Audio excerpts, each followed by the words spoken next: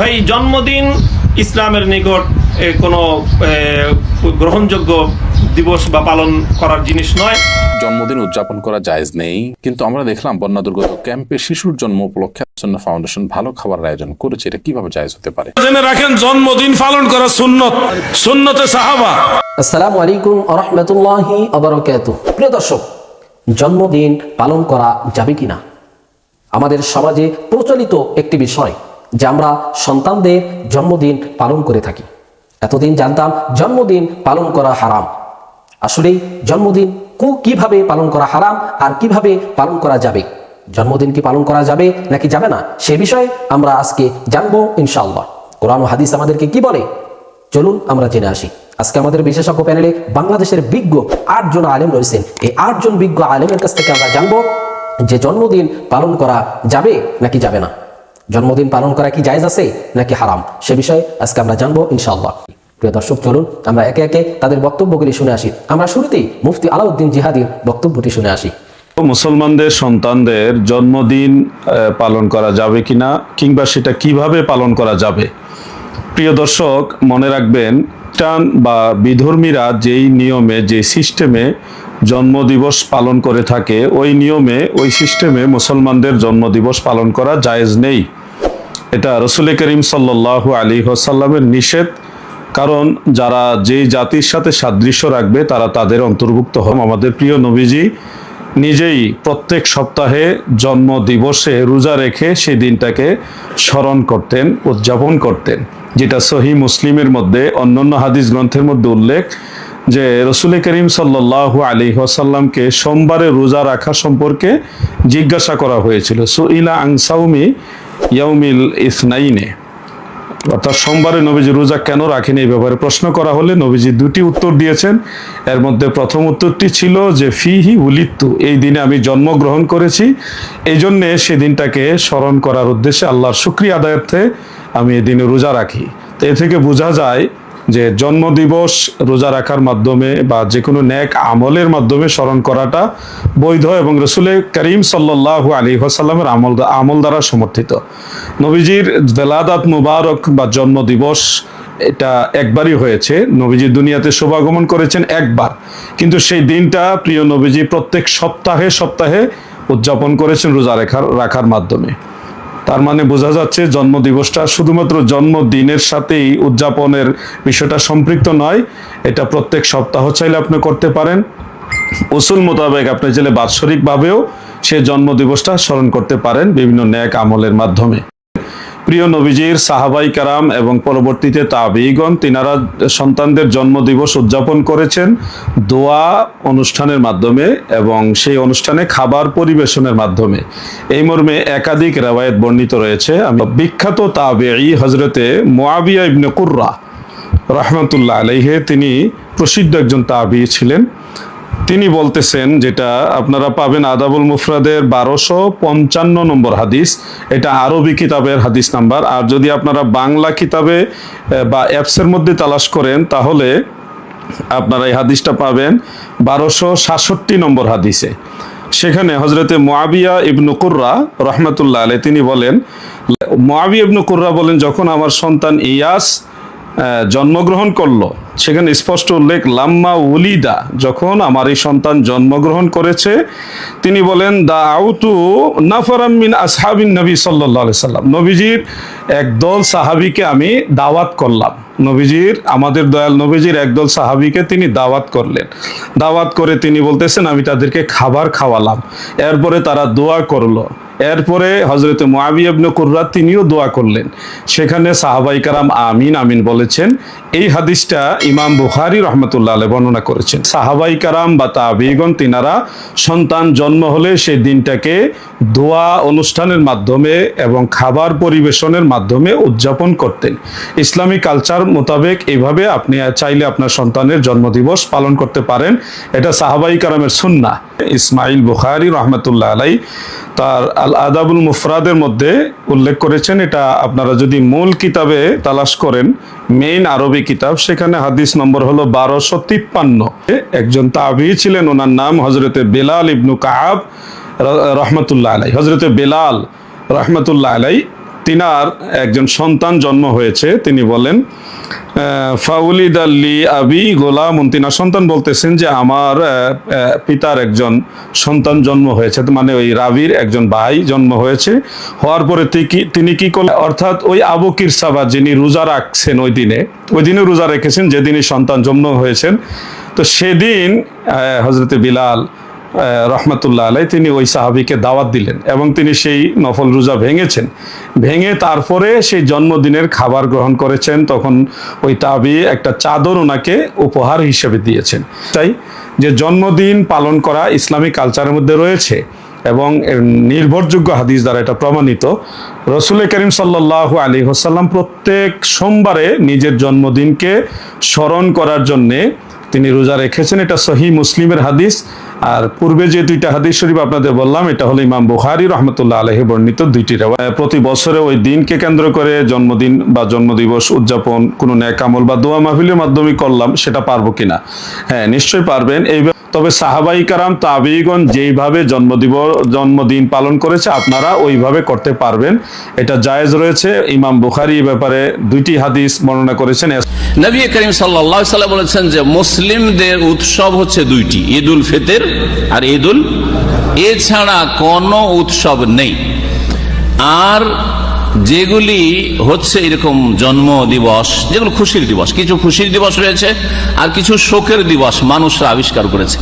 ইসলামে শোক করার জন্য কোনো দিবস পালন করার কোনো স্থান নেই 3 দিনের বেশি। 3 দিনের বেশি কারোর জন্য জায়েজ নাই। একমাত্র স্ত্রীর জন্য জায়েজ, যে স্বামীর জন্য কি করবে, হ্যাঁ শোক করবে, অর্থাৎ অলংকার ছেড়ে দেবে, ভালো ভালো শাড়ি কাপড়, ভালো ভালো দামি দামি জিনিস, নতুন নতুন জিনিস এগুলি পরবে না। এটা 4 মাস 10 দিন স্বামীর শ্রদ্ধার জন্য এবং স্বামীর সাথে তার যে আন্তরিকতা ছিল, গভীর সম্পর্ক ছিল, সেটা প্রমাণ করার জন্য আল্লাহ পাকের বহু হিকমত রয়েছে। খুশির দিবসকে আরবিতে ঈদ বলা হয়। ঈদ মানে হচ্ছে খুশি করা, আনন্দ করা, উৎসব। ঈদ মানে হচ্ছে উৎসব। ইসলামে দুটো ঈদ ছাড়া তৃতীয় ঈদের কোনো স্থান নেই, ঈদুল ফিতর, ঈদুল আজহা। নবী কেউ যদি বলে যে এটা আমাদের পার্থিব বিষয়, জন্ম দিবস পালন করছি, এগুলি হচ্ছে, বা ম্যারেজ দিবস, বিবাহ দিবস পালন করছি, এগুলো পার্থিব বিষয় না, পার্থিব বিষয় না, এগুলি উৎসব। এগুলির নাম হচ্ছে বাংলায় উৎসব, আরবিতে ঈদ, ঈদুল মিলাদ। আরবিতে এগুলোকে ঈদুল মিলাদ। আপনি বলছেন যে বার্থডে, যতগুলি ডে পালন করা আছে, হ্যাঁ অমুক দিন পালন করা, অমুক দিন ভাষা দিবস, অমুক দিবস, তমুক দিবস, এই যে যত দিবস আছে এগুলি সব কিন্তু ঈদ। আরবি ভাষা ঈদ আর বাংলায় হচ্ছে উৎসব বা দিবস। এমন হয়ে গেছে এই উৎসবগুলি যে ঈদুল ফিতর, ঈদুল আজহাতে লুঙ্গি পরে আর পুরাতন কাপড় পরে ঈদ পরে নিচ্ছেন, কিন্তু এই দিবসগুলি পুরাতন ছেঁড়া ফাটা কাপড় দিয়ে কখনো হবে না। হবে সামাজিক একটা প্রচলন। তাহলে সামাজিক প্রচলনের মানে মূল দলিল হলো অমুসলিমদের কৃষ্টি কালচার। রাসূল সাল্লাল্লাহু আলাইহি ওয়াসাল্লাম বলেছেন, মান তাশাব্বাহা বিকওমিন ফাহুয়া মিনহুম, যে ব্যক্তি বা যারা অন্য কোনো কওম, অন্য কোনো জাতির কৃষ্টি কালচারকে ফলো করে তাদের সম্পৃক্ত হবে। এখন আপনি দেখবেন হোলি উৎসব হচ্ছে রাস্তাঘাটে করে, এটা পূজা পার্বণ উপলক্ষে, এটা কলকাতাতে প্রচলিত আছে। 31শে অক্টোবর হ্যালোইন, হ্যাঁ মুখোশ, অদ্ভুত সব মুখোশ পরা। কিন্তু এগুলোর মধ্যে আপনি দেখেন প্রচুর নোংরামি আছে না? প্রচুর। তো আর যেই ধর্মগুলোতে এসছে সেই ধর্মগুলোতে কিন্তু এই যে অশ্লীলতা, এই যে ছেলে মেয়েদের মধ্যে ফ্রি মিক্সিংটা হয়ে যায় এর মধ্যে, এগুলো তাদের কাছে দর্শনীয় না। যারা অন্য জাতির কৃষ্টি কালচারের সাথে একাকার হয়ে যায়, সাদৃশ্যপূর্ণ হয়ে যায়, তারা তাদের অন্তর্ভুক্ত হয়ে যায়। কারণ অন্য জাতির কৃষ্টি কালচার, প্রত্যেকটা each and every individual culture আপনি দেখেন, সেখানে ইসলামের অবশ্য অবজেকশন আছে। এই জন্য রাসূল সাল্লাল্লাহু আলাইহি ওয়াসাল্লাম বারবার জাহিলিয়াতের সাথে মুক্তির ঘোষণা দিয়েছেন। অর্থাৎ ইসলাম ছাড়া অন্য যে কোনো ধর্মের কৃষ্টি কালচারের সাথে তিনি কোনো সম্পর্ক স্থাপন করেননি। কারো যদি জন্মদিন করতে ভালো লাগে বা জন্মদিন যদি সে করে, সেটি একটি বিষয়, সেটি একটি ইসলামের গর্হিত কাজ হবে এবং এটিকে কোনো ভালো পুণ্যের কাজ মনে করে করলে নিশ্চিতভাবে এটি বিদআত হবে।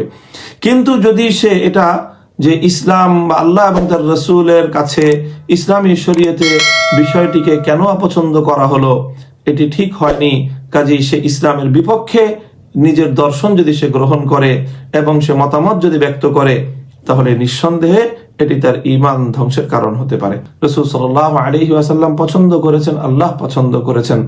তো যেগুলোকে আল্লাহ এবং তার রাসূল পছন্দ করেছেন, এমন কোনো বিষয় যদি কারো কাছে ভালো না লাগে, তাহলে সেটি ঈমানের জন্য ক্ষতির কোনো কারণ কিনা। প্রিয় দর্শক, আমরা প্রথম যে কথাটি বুঝে নিব সেটি হলো লা ইউকাল্লিফুল্লাহু নাফসান ইল্লা উসআহা।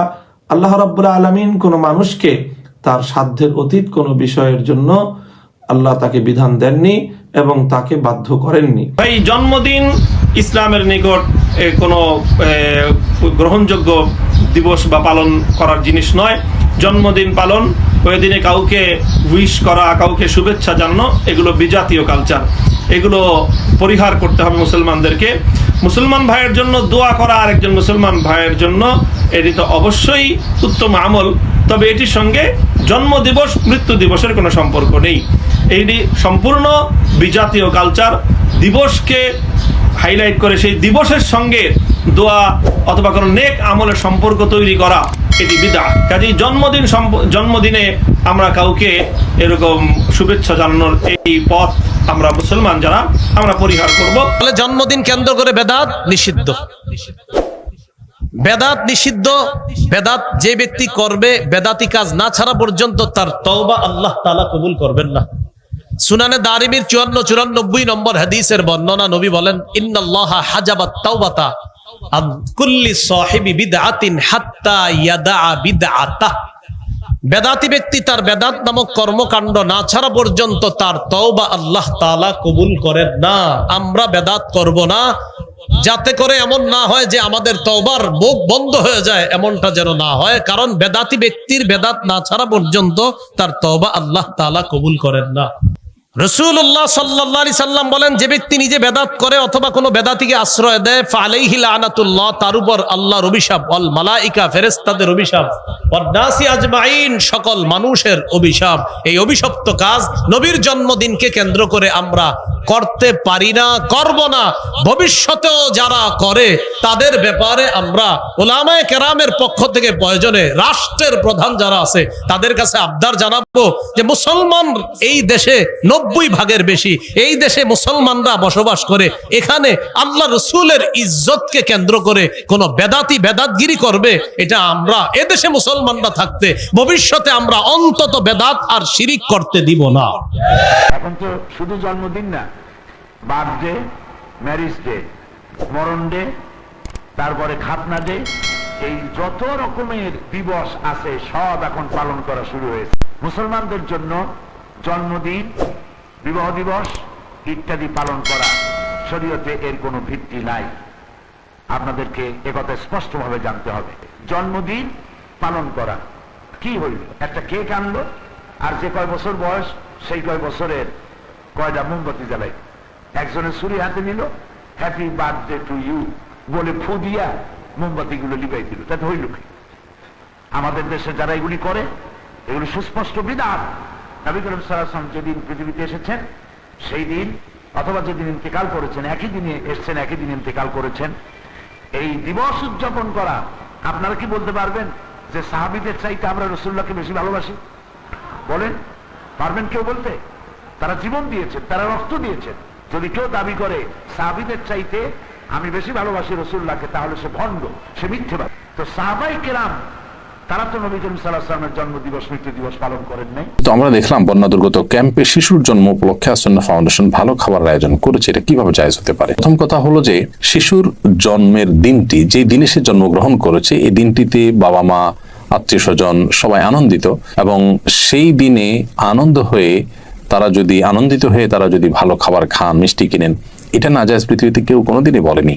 শিশুর জন্মের দিনে ভালো খাবার ব্যবস্থা করা আর প্রতি বছর জন্মদিন উদযাপন করা, কেক, মোমবাতি সহ, যেগুলোর প্রত্যেকটার আলাদা আলাদা ধর্মীয় ব্যাখ্যা আছে। কেক কেন ব্যবহার হয় জন্মদিনে, অন্য কোনো কিছু থাকতে কেক কেন, মোমবাতি কেন জ্বালানো হয়, এগুলো নিয়ে আপনি যদি একটু সোশ্যাল মিডিয়াতে অথবা আপনি গুগলে যদি সার্চ করেন তাহলে দেখতে পারবেন যে এর পেছনের রহস্যগুলো কি।